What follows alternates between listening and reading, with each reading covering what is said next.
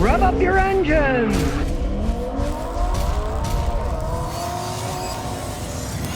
All right, today we got a 2010 Honda Fit. Guy bought it used, got a good deal, only paid $3 something for it. Been a great car for him. So we're gonna talk about how this works out for him. And this, by the way, is the Honda Fit Sport. But you might be fooled there. You know, that's one thing.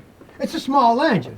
The Sport version is no different than the regular version in terms of engine, transmission. It's more style than anything else. 1 inch bigger wheel and nice alloy rims instead of those cheap little steel ones with hubcaps, so you give them that. And the interior is a little bit fancier too.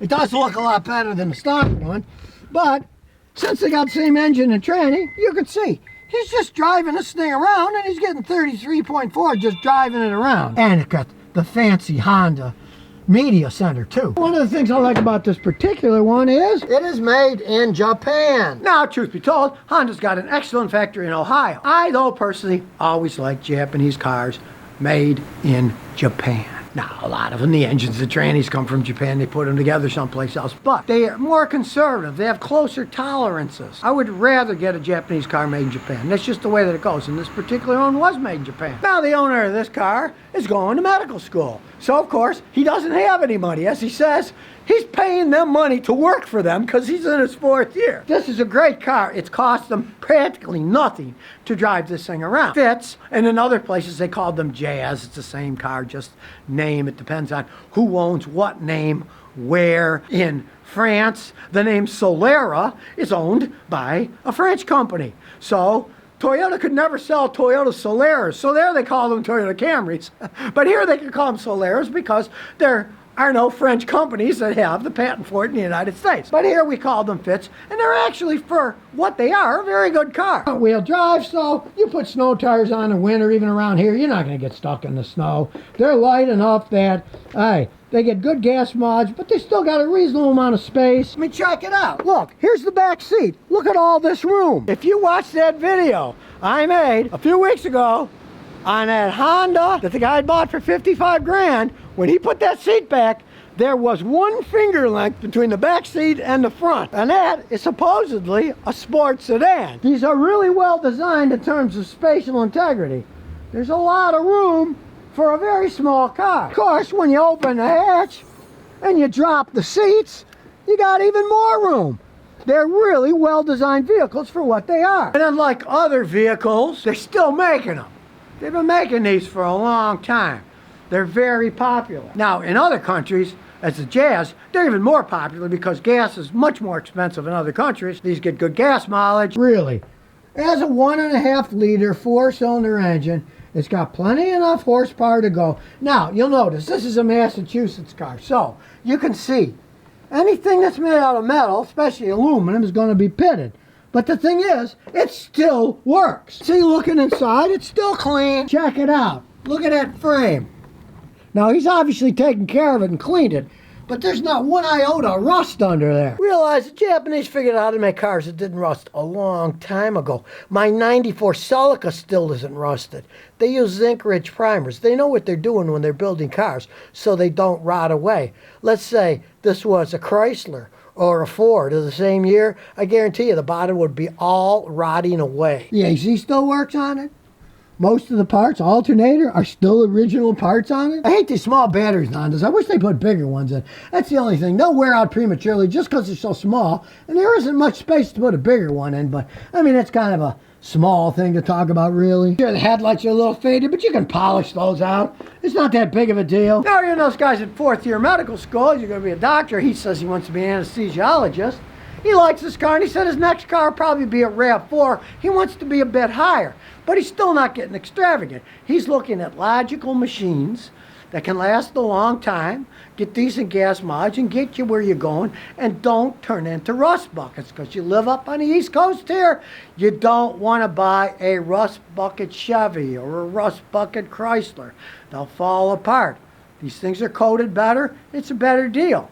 Now, when you buy them, you can't believe anybody used, so you got to look at it. Who knows where it started out? I mean, a guy come over here yesterday. The car started out in Alaska, then it went to Minnesota, then it went to Arizona, then it came here. So somebody could say, oh, it's an Arizona car. Well, not really. It didn't spend that much time in Arizona. It spent more time up north where they use a lot of salt on the road. So let's take it for a spin. Now, he added the backup camera, and he also added the in-dash thing, too. Now, the tire pressure monitoring light's on. It's because the tires have bad batteries. Who cares? You can check them with gauges yourself. Tiny car. Look, we put it in gear. It's not shaking at all, and hey, it's got some mileage on it. It's got 125,000 miles on it. And for such a tiny car on such a bumpy road, really, it doesn't ride that bad. And I got this giant hump up here, and it's tall enough that you don't hear it scraping either. Now we'll take it on the real bumpy road here, and we'll feel it more, but let's see what it does. Actually, it rides better than my Toyota Matrix does. Of course, it's 3 years newer too, but Hondas do have a tendency of riding and driving better than Toyotas. They have better suspension systems. Now we'll wait for an opening here. Nobody to the left, nobody to the right. Let's see how it takes off. Hey, it's a Honda. It's got some zip to it. Pretty good shifting transmission too. A little car, but man, it's zippy. Being a Honda, it does handle quite well. You can go curving around in this thing. You want to zip around the curves, you can zip around the curves all you want. They handle, they don't oversteer.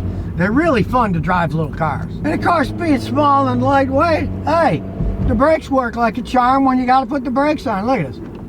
They stop fast. It's a little light car. It can stop really fast. Basically, they're pretty much perfectly designed for a vehicle of this size. It's like its name says. They are very fit. And it's the sports version. Yes, it has bigger wheels, but I mean, everything else is the same. It's not like a Civic Si or a Civic Type R that really have radical improvements over the run-of-the-mill Civics. This is still the Honda Fit. It just has different accoutrements. Still runs the same, gets great gas mileage, has the same space inside. Being a sport model, it's got cool tricked out blue lights and stuff that you see on them. It looks a little snazzier. Here we have a Honda Fit 2010. It's exactly what it says. It's Fit. A great little car. You only paid $3-something grand for it.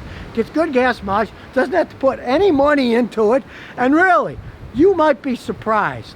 If you're ever thinking about getting one of these, road test one. And you'll probably fall in love with it, because for that kind of money, a little engine in a small car like that, it's zippy and it handles like a dream.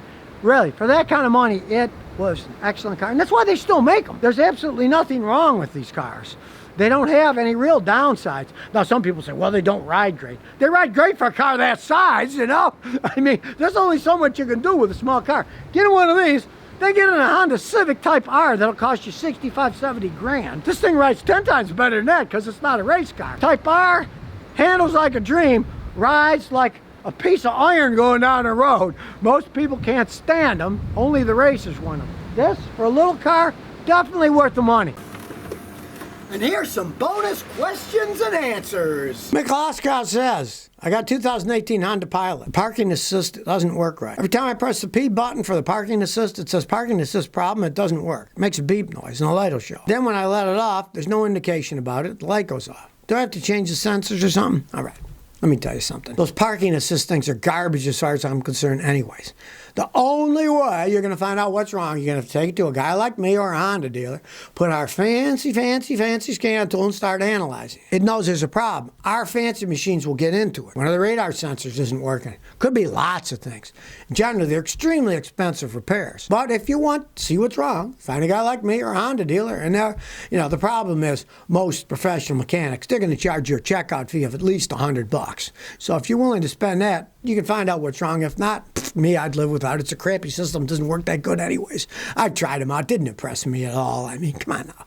Just park the thing. Don't expect the car to park itself. They don't work all that well. And when they go wrong, those sensors cost a fortune, because let's say you got to replace a sensor. You can't just replace the sensor. It has to be reprogrammed with another fancy computer to set with the rest of the system. It's got to measure stuff. They got to have targets and drive it in an area where they have targets with like QR scanners on them, and it reads it and it measures it. It's a royal pain in the rear end. So if you never want to miss another one of my new car repair videos, remember to ring that bell.